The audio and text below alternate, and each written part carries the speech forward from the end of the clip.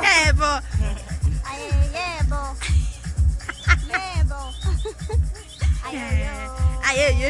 Aye. I'm so happy to be here with you today. How are you guys? Are you well? Are you kept? Are you learning something so far? I believe you guys are learning something from my experience. There are a few questions that I think they are urgent that I would need to address as soon as possible. But I will. Give me time. And guys, please make sure that you watch till the end. Watch till the end of these videos. Please guys, and watch all of them so that you can learn. I know it's interesting to watch the story. I know most people would love to watch the story, but it's a story. It happened. It has passed. But now, how would you, if you were righteous, if you were on my shoes, how would you handle that? So that is not going to help you with anything but to feel sorry and pain. But what I'm doing now, it's what I think you need. It's what I think it will help a lot of people to rise again, just like I rose. Okay. So I'm on part 2 of how did I get healed. I'm speaking about a beautiful thing today that I love. I'm speaking about beautiful people that I love the most in my life, who made me the person I am today. Before we start, before we get too far, somebody asked me about my name. Why are you called Righteous? A lot of people are wondering, right? Yes, it's a beautiful name. Let me tell you where my name derived from. Before I was born, obviously. Okay, let me start properly. My mother, okay, let me start properly. In 1983, if I'm not mistaken, my dad was doing revivals. He started, not like revivals per se, but he loved singing. So he was just going around playing music and stuff like that. He knew that he had a calling, but he didn't want to accept it. He didn't want to accept the call of God in his life. So my dad was an electrician by profession. So he used to work with electricity cables, and electricians knows what I'm talking about. So, but then during his spare time, he would go around places to sing, and sing and motivate people. And entertain people. He was doing it as an entertainment. So in 1983, he happened to go to Guyana, where my beautiful mom is coming from. Then he was singing there and stuff like that. Then he met my mother. She was still young. She was still young. Vibrant, pretty. She's a beautiful woman. My mother is pretty. You can see. Yeah. So my dad is dark. He's a black bone. But he's good looking. He's handsome. Dark as he is. So my grandfather was a very naughty person. He was a king, my late grandfather. So he liked my dad because of his personality and stuff like that. And he wished that if one of my daughters could just get married to this man, I'll be happy. But it was his wish. Then somehow my dad saw my mother. Looking at my mother, he saw a pretty young girl, and he was like, okay, interesting. So I don't know. I don't know how it carried on. I don't know how he proposed. I don't know how the conversation went, because my mother was young then. But then they agreed, right? And then a year or so in their courtship, remember they were in a long distance courtship. My mother is from Guyana, my dad is from Bushbuck Ridge. So it's like far away from, the places are far from each other. So they continued. My dad went to continue with his chick work. One day, because my dad didn't want to accept the call. Remember I told you that there was a call in him. Just like Paul, you know the story of Saul. He didn't want to accept the call. He had to be hit by lightning before you could accept God's calling. You know, some of us had to accept the call through pain. Just like righteous. I think I'm part of those people. Anyway, he then got hit by electricity. And he got banned. My dad is banned, like the whole body. From here, going down, even lost 3 or 2 of his toes. He's banned, like he's banned. He's banned, even now, like you can see the scars. And in that moment, during that process, when he was getting banned, he was up there on those poles, you know. So everybody thought he was dead because he was just banging with the pole. You know, so he said, you know, he was taken, like his spirit was taken somewhere, and God was speaking to him as to, you know what, I've been calling you, and I want you to go save people's souls. I'm not gonna take you now. So my dad went. His life was spared. He went to hospital, and he was admitted. He was told that he will never walk again. He's going to be crippled for the rest of his life. He might not even have kids. And he will be on the wheelchair, yeah. And he will spend 3 years of his life in hospital while they are still trying to nurse the wounds. So my dad, being kind, being loving, thought it's not fair for him to keep my mother while there is no future for him, you know. So he decided that he will write a letter, and he asked, I think it was a month, because he was now looking better. I'm gonna try and get you pictures. So he wrote a letter to my mother to say that you're still young, you've got a great future ahead of you, you are beautiful. Surely you can still get a beautiful or handsome guy who will look after you. As for me, there's no more future. This is what they are saying. My dad forgot what God said to him the time that was happening. He was still in pain. So he sent his friend, Pastor Rogers Costa, was my dad's best friend. So Pastor Rogers went. So Papa went there to Guyana to give them that letter. And they read for my mother. And she read, and she looked at the pictures, and she was like, okay, I see that you are banned, but I didn't fall in love with your physical being. I fell in love with your heart. Touching, right? Yeah, my mother is a good woman. She wrote back to say that she didn't love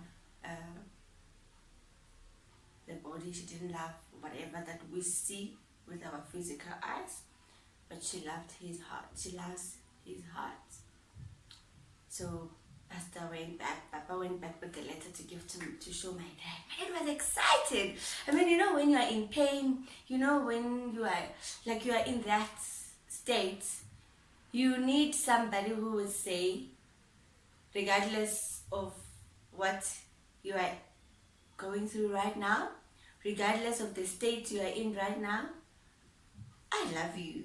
You know, guys, you go to hospital with your partner and find out that they are HIV positive.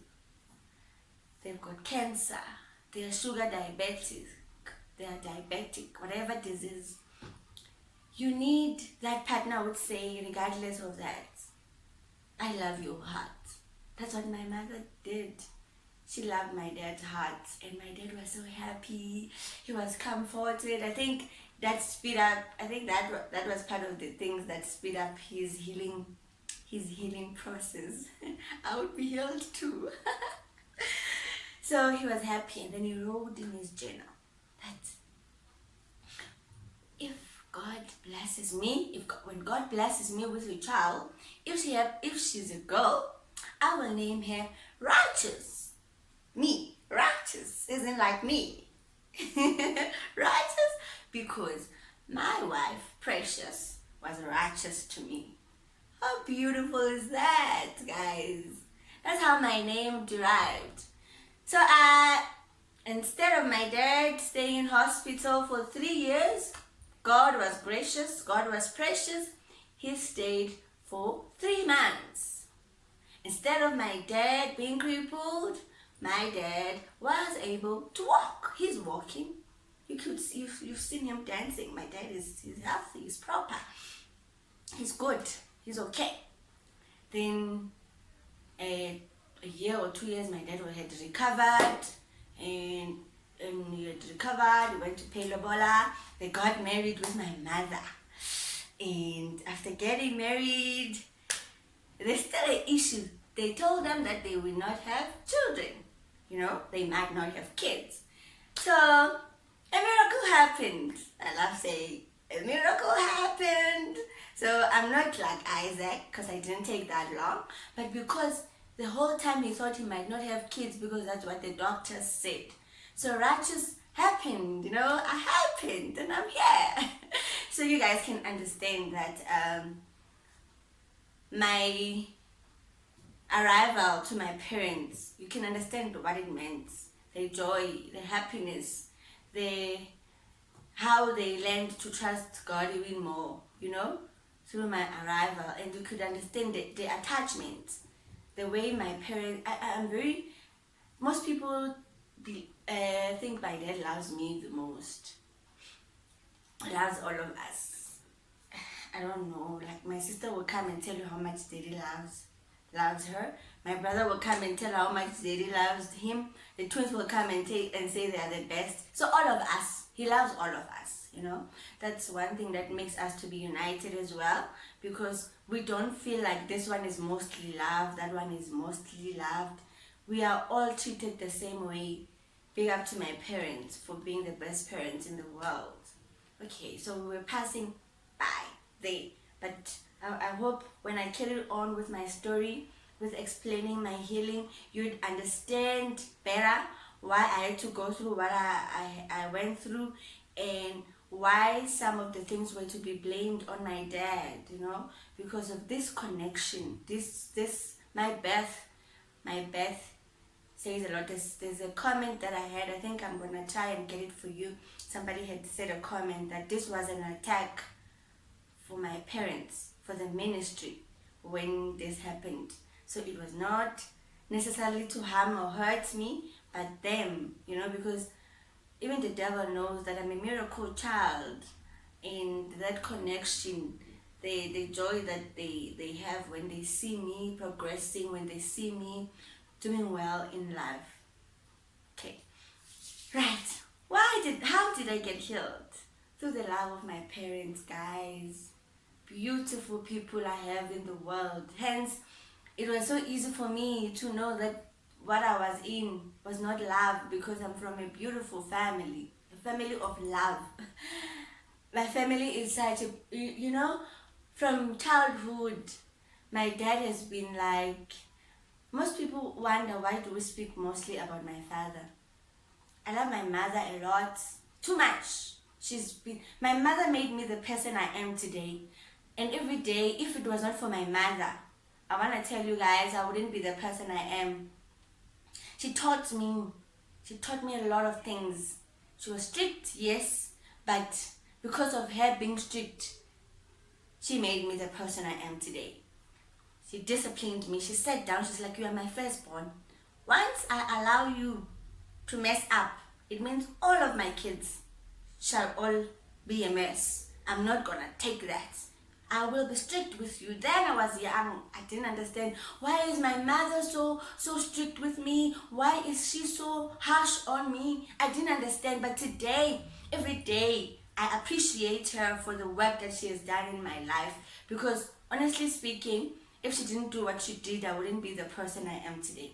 If she did not raise me the way she did, if she was not tough the way she was, if she did not educate me the way she did, I wouldn't be where I am today. I always say, if I can be 90% of what my mother is, I'll be a good mother to my children.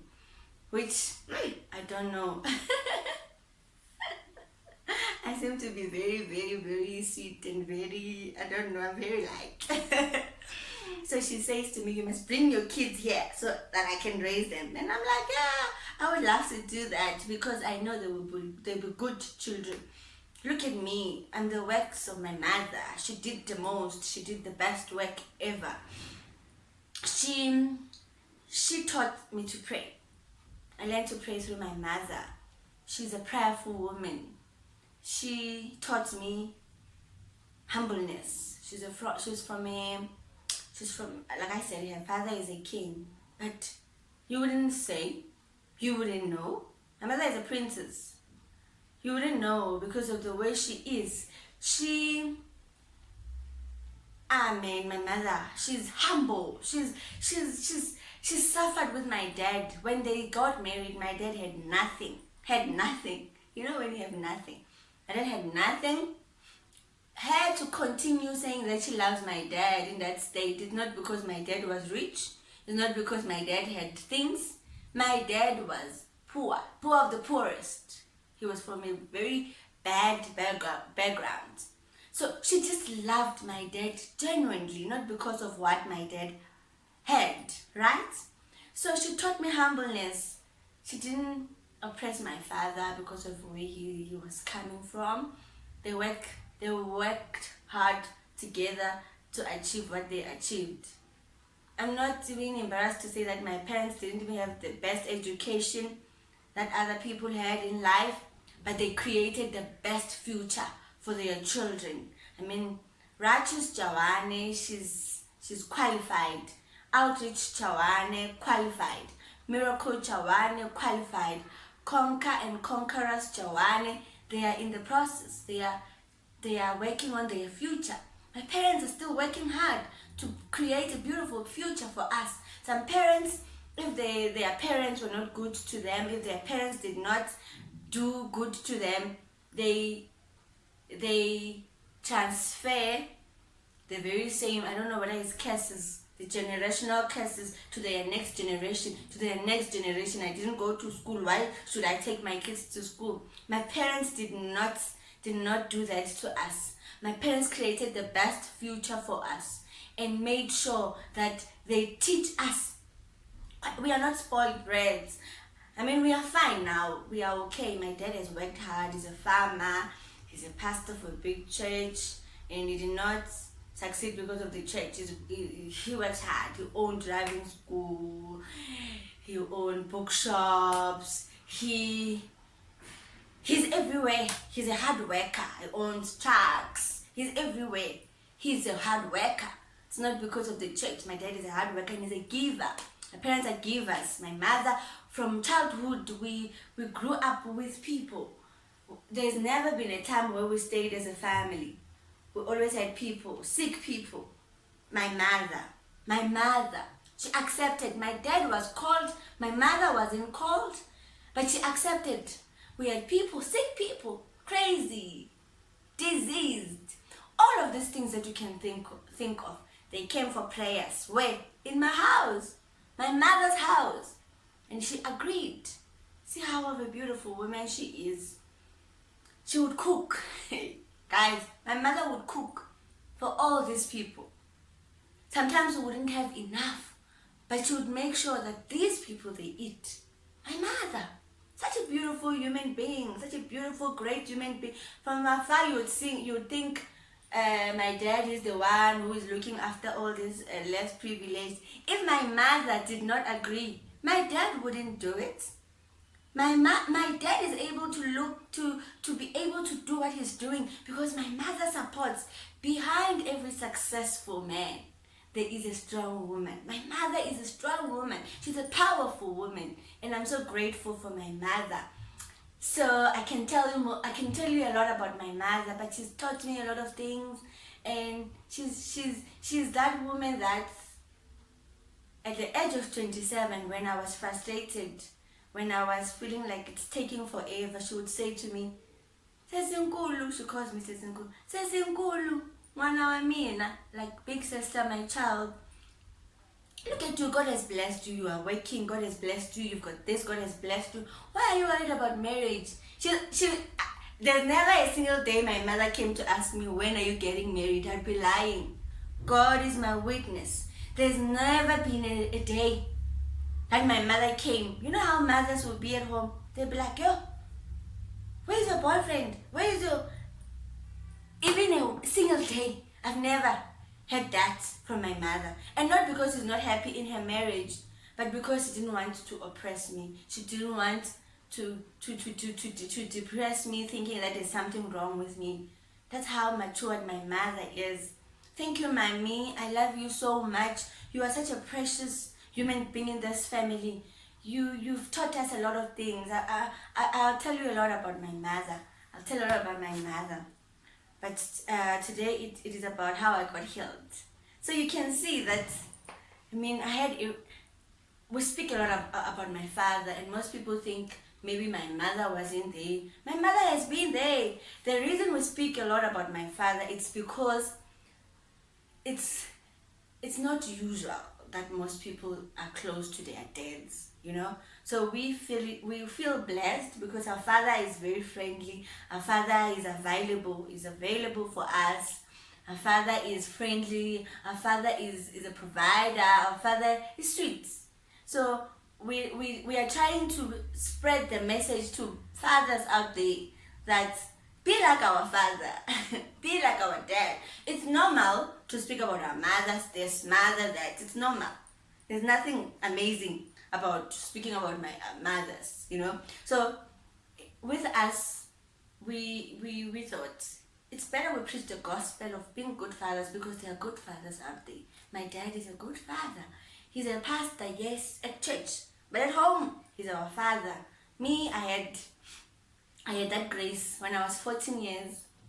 Yeah, you know, when you're 14, the time I was still, the time when you are starting to feel, to look, to see that you're beautiful. When you're in school, guys are starting to notice that there is Ratchet, she's pretty, you know, that moment. Yeah. So I had like, that's how, because I've always been a daddy's little girl. I still am. Baby's daddy's little girl. So he asked me one day, we were sitting, I won't forget, I was 14 years. We were sitting in a sitting room, and he's like, hey, my girl. I'm like, hey, papa. And he's like, tell me, so are you now getting like proposals? Do guys follow you now? I'm like, what a question. And yeah, guys are following me then, you know, I had lots of CVs coming in. So the way my dad was so open and friendly, I was not scared to speak. I'm like, yeah, they are. And he's like, what do you say? Okay, let's play a game. That was my dad. Let's play a game. You are Ratchet, I am the boys. Okay, so he comes. Hey, tada. I'm like, hi. Like, how's it? Good. How's it? Sure. So he's like, you're beautiful. I'm like, oh, thank you. Oh, actually, I was like, I did exactly how I would do. I was like, thank you. You know, and doing that, you know, it's unfortunate that you can't see what is happening on my leg, but you know, people who were born in our times, they know. So I'm like, yeah, thank you. And then he's like, okay, so my dad was like, I like you, you know, I love you. I'm like, I'm still young. You know, like how we used to respond, that's how I used to respond to boys then. So my dad was like, point number one, you are not supposed to be like that. That, number one, shows that you are not confident. Whatever that you're going to say to me, I think you are lying. You need to stand, look at me in the eye and tell me, don't tell me you are still young. Okay, fine, I'll wait for you. So we carried on with that. He said, I'll wait for you. I'm like, no, I'm a pastor's child. And like, what if you were not a pastor's child? Like, would you accept this proposal? So we carried on speaking like that. Then somehow I was like, okay, so he advised how I should respond. If you don't like him, tell him that, no, I'm still young. Look at him on the eye. Tell him I'm still young.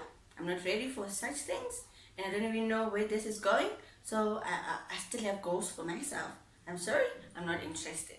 So from then, I knew when a guy comes. So that has actually made me to be a brave person. I'll look at you and be like, okay, and then I will scare guys away. But still they were not scared. Guys are guys. So yeah, that's how my dad taught me. I had that relationship from childhood. It's not so for me. It's not taboo to go tell Daddy that somebody likes me. It's not taboo. Last week, you saw the video last week. I was dressed, and he's like, he calls me, he's like, you look so beautiful, my child. You look so beautiful. I mean, if you dress like that by now, I should have wedded you 100 times. I laughed. I'm like, it's not like people are not approaching. It's because I'm waiting for the right one. You know what I mean? So we are friends like that with my father, and it's amazing. Okay, I'll tell you more about my family. So the reason I got healed was the love I received at home. That day of the meeting, when the marriage ended, the day before, they sat down and counseled me and spoke some sense to me. Stubborn as I was, but they spoke, and I slept on the words that my dad said, and I was like, I'm blessed. You know what? I'm blessed. If this man can come tomorrow and say he's done with me, at least there's so much love. There's so much to live for. And when I woke up, I was so strong and so positive that there is life even after this. You know what my dad said that day, that night before, while we were expecting the visitors? He said, don't worry. You are not the pastor. I am the pastor. If people will laugh, they won't laugh at you. They will laugh at me. God, such words.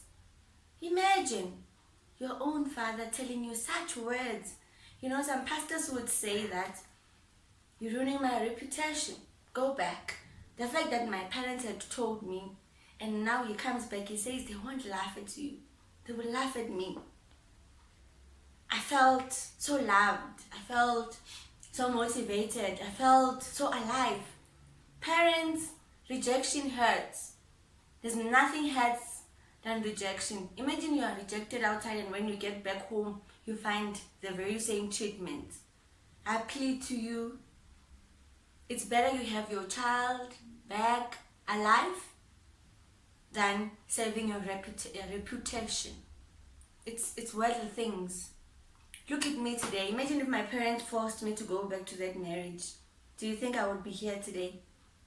Do you think I'd be talking to you here today? No, I would have died. I wouldn't have been alive. I would have died. But my parents, the love they gave me, the support they gave me, the warmth they gave me, raised me. I woke up in the morning after that meeting. My parents had a meeting. They had a church meeting. They were to go home, fix stuff. We had a meeting very early in the morning. Guys, the love I got, they stopped everything. After the meeting and after he left and everything, that drama, they had to stop everything and give me attention. Look at that. They stopped everything and gave me attention. Guys, I mean, such a blessing. So they stopped the meetings. They told them that something came up. They can't attend to it anymore. And they stayed with me. They told me how beautiful I am. You see why I put this for you today? I got this words from my parents. This was a gift from my colleagues when they had a farewell for me. But I think they were prophesying when they bought me this thing. And this keeps me going. It says that always remember you are braver than, always remember you are braver, right? Than you believe. So I always looked at this, I'm like, I'm brave, I'm brave, I'm brave, I'm brave. That's why most of you are asking me, where do I get the strength to be doing what I'm doing? Look, they prophesied that I am braver. than I believe, and stronger than you seem. You are stronger. I look at myself, I'm like, I looked at this, I'm like, I'm stronger than I seem. And my parents kept telling me that you are stronger than you seem. Smarter, bright, smarter than you think. If you don't speak this to yourself. I mean, I was blessed. My parents spoke these words to me, and twice as beautiful as you can ever imagine. My dad told me that, my daughter, you are such a beautiful girl and you are gifted. There's something great in you that God has placed within you. If this marriage does not work, you must know that there is something great in you. That helped me, and I knew that there's something beautiful in me. There's something special in me. So, right, the following day, I was telling you after, then they stopped the meeting. We stayed at home. We laughed about the meeting. We joked about it. We spoke. We laughed. I went to get my stuff. We came back. When I got back, my grandmother cried. She cried. You are back, my child. I'm like, I'm back. But I'm alive. I was happy that I was alive. So, though I was hurt, I was broken, but the family support, the family love, made me realize that the world can speak bad, they can turn against me, but if my parents, the ones who buys meal here at home, are welcoming, then it's fine. I'm sorted. I'm cool. I'm happy. So we joked, we went to visit my sister in school, and then we came back, we cooked, we laughed about the meeting, we prayed, they prayed for me, and they said, don't go back to work, stay here for a week so that we can monitor you. I'm like, me? You wanna monitor me? I'm not on for that. I'm going back to work. I can't stay here and think and worry and cry. I need to do something. That was me. It was not them. It was me who wanted to continue with my life. But you see the offer.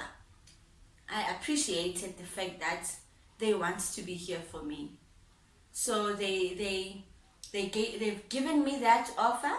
I turned it down, but it was given to me. They were willing to leave everything, to leave their business and monitor me and see my healing. But I wanted to do this on my own. So in the morning, the following day, I'll never forget. Actually, in the morning, my mother woke up. My mother, guys. She woke up.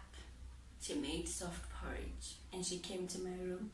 Says Nkulu, with this beautiful smile. Says Nkulu. And I woke up and like, hey, mommy. I'm even getting emotional now because of the love that I received from my parents. She's like, how are you, Stacey? I'm like, I'm fine, mommy. She's like, did you sleep well? I'm like, I did. She's like, okay, it's well, my child. It's well, it's better now, and you'll gain back your weight. You are beautiful. She spoke words and we laughed. And while we were still chatting, my dad knocked as well. Righteous. And she's like, yes, my child, are you feeling strong? That's what he normally says. Are you feeling strong? I'm like, yes, I'm strong. Let the weak say, I am strong. So I ate and I woke up, we chilled, we talked, and we were to come back with my siblings. I'm not going to speak much about my siblings today because this has gone too long. I'll speak about them on the next one. So we had to come back. Every blessed day, I would receive like 5 calls, or I don't know how many calls, from my parents. Sometimes I would wonder, are they not together? Maybe they didn't believe me. They would call me, how are you? I'm like, I'm fine. How are you? I'm fine. How are you? I'm fine. Every blessed day, my parents called me and motivated me, called me and gave me reasons to leave. They gave me reasons to leave. And I'm so excited. Like December. Now December came that I had to go home for holidays. Remember that was November. Now it's December. I had to go back for holidays. I didn't want to go.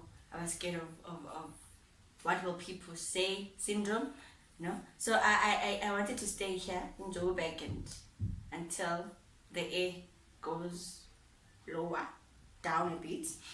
My mother would call, Sezinkulu. You know, she would beg. My mother likes begging. Sezinkulu, please, my child, come home so we can see you and look after you. And I'm like, Mommy, I'm not coming home. It's easy to say no to mom because I know she will negotiate. But daddy doesn't negotiate. So she begged. I think she begged the whole week. She didn't win. You know, when you get a call from Dr. Ray, you know that now there's no more negotiations. It's a given. So you're like, when are you coming home? He's smart like that. Like, he acts like he doesn't know what I've been saying to my mother. So he's like, when are you coming home?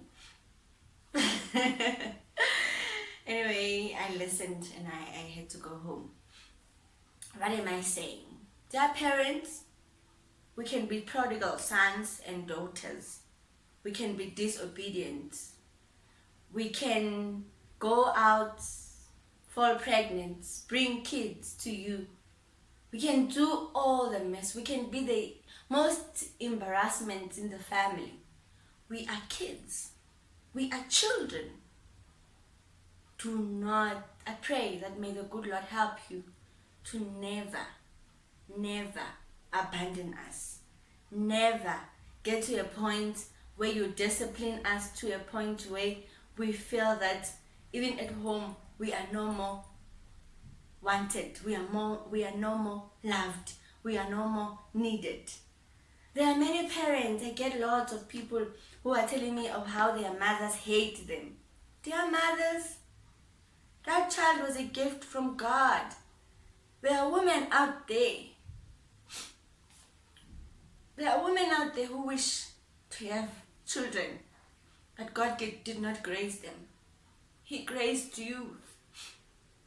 I don't know how you conceived that child. It might be through rape. Doesn't matter. But it's a gift. Doesn't matter. Might be through abuse. Your husband didn't love you. And now you're angry at this child. Children are a gift from God.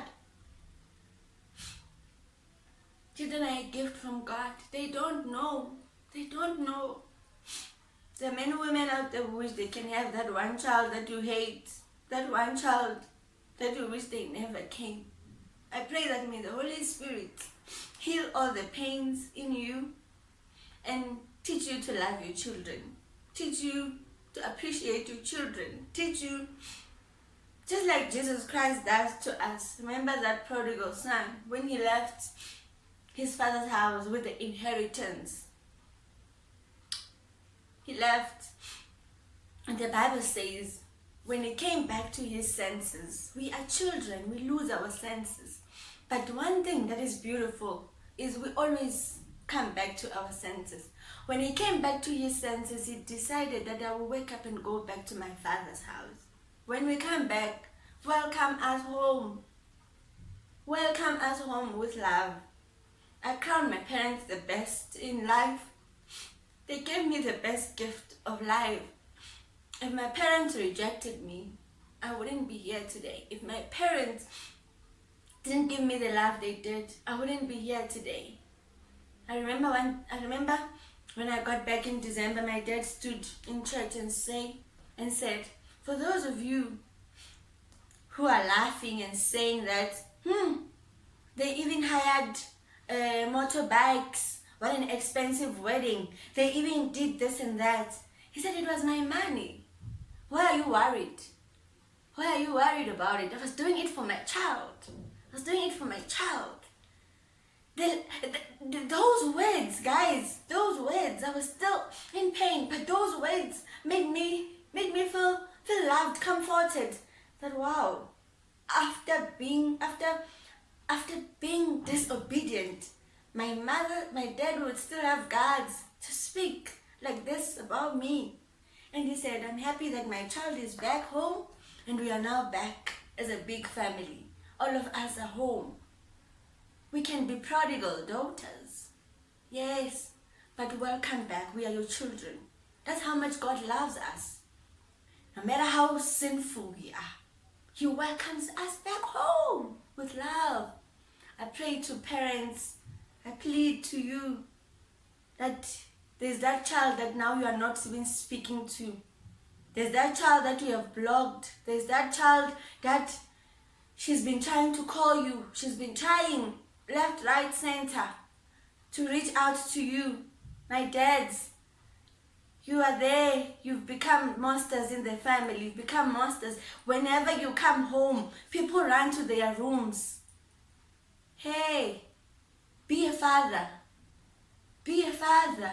The prodigal son, as he was coming from afar, the Bible says the father saw him and he ran towards him after the disappointment. But he ran towards him, hugged him, and said, welcome.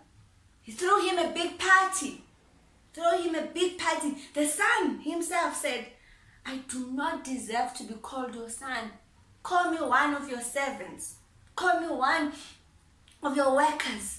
But the father said, you are one of my own. You are my blood. You are my flesh and blood. I know the prodigal son did not mean what he said. He wanted to hear what the father said. That you are still my child. That's what we need, parents. And hello, prodigal daughters and sons. Let's learn to listen to our parents. Our parents will show us love. Our parents will give us love when we obey. Yes, I was a prodigal daughter. Yes, I disobeyed. Yes, I was wrong.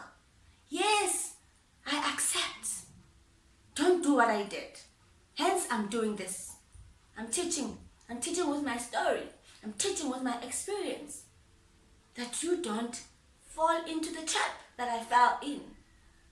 Oh, guys. It's another sermon. I didn't want to preach. I wanted to speak a story. I wanted to speak of my healing. My parents' love brought me back to life. My parents' support brought me back to life. Up to this far. They are the best supporters of the Fix. They follow me. Last year when we launched the Fix, my parents were here. They came Tuesday. Didn't even tell them what I wanted to do. My parents didn't know what I went through in the marriage. I remember they cried when they watched the videos we were watching the past weeks. They cried because they didn't know what I went through. They cried. It still hurts even today. They hate watching those videos because they love me. And they've taught me to be a good mother. I'm going to be a good parent because of the way they've raised me. The Bible says, train a child in a way that you would want them to be when they grow up. Thank you, my parents, for being my heroes. Thank you, my parents, for giving me the greatest gift of knowing Christ. That was the best ever. And thank you for loving us the way you do, for neglecting other things, and prioritize us as your children. That makes us to follow your God, because we have seen what your God does. So guys, that was part 2, man. Part 2. Got a surprise for you next week. Don't miss out. Don't miss out. It's gonna be fun. It's gonna be fun. Thank you very much. I pray in the name of Jesus, that may the God that healed me, may the God that gave my parents strength and power to welcome me home, give you parents and give your parents and help you to be good people. And your reaction, watch that video. Your reaction, there is a video. Go back to my channel, go back and see. Your reaction towards every challenge says a lot about you. Somebody said to me this week, if the devil knew that when he causes this to you, you will become what you are today. If he knew, he wouldn't have allowed it to happen. Beautiful.